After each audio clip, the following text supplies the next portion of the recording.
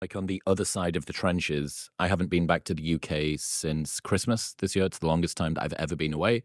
And the scenes that are coming out and the stories that are coming out of the UK are, I know it's like an embarrassing time to be a British person, I think. You know, we're not exactly covering ourselves in glory, no matter what side of the fence you sit on. I don't think anybody's particularly happy with the way that things have been responded to, the way that stories are going around, whether it's protests or anti-protest protests or people and the way that they're talking online or the police and them arresting people for the things that they're saying online.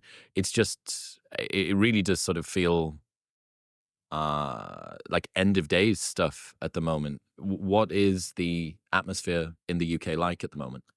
Well, I think just to take lessons back to the fundamental story, which is the thing that started this all off. I mean, there was a horrible atrocity where a 17-year-old boy went into a group of young girls and killed three of them with a knife. And immediately, this story went out that he was a Syrian Muslim who just arrived on a boat illegally within the last year, and people then went out and tried to burn down a mosque. Now, this is literally like the Middle Ages. This is what used to happen. It's what happened to Jews in York in the kind of early Middle Ages. Somebody says a baby's been killed. Oh, it's the Jews. Let's go and burn down the synagogue, right? Of course, it turns out that the 17-year-old who did the stabbing is a Christian. He's not a Muslim, and he's born in the United Kingdom. So it had absolutely nothing to do with Muslims, nothing to do with people who just got off a boat, right?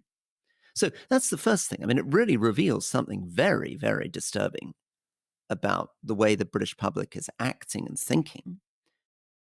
And of course, the fact that it's been going on in some ways, versions of this I'm familiar with. You know, I wouldn't be surprised if something like this happened in Afghanistan or something like this happened in many of the countries I've worked in the world. But I'm pretty surprised something like this is happening in Britain, right? This is a and of course, second thing is that people were completely caught off balance. There's been no major rioting, as you know, in Britain since 2011 when there were major riots in London.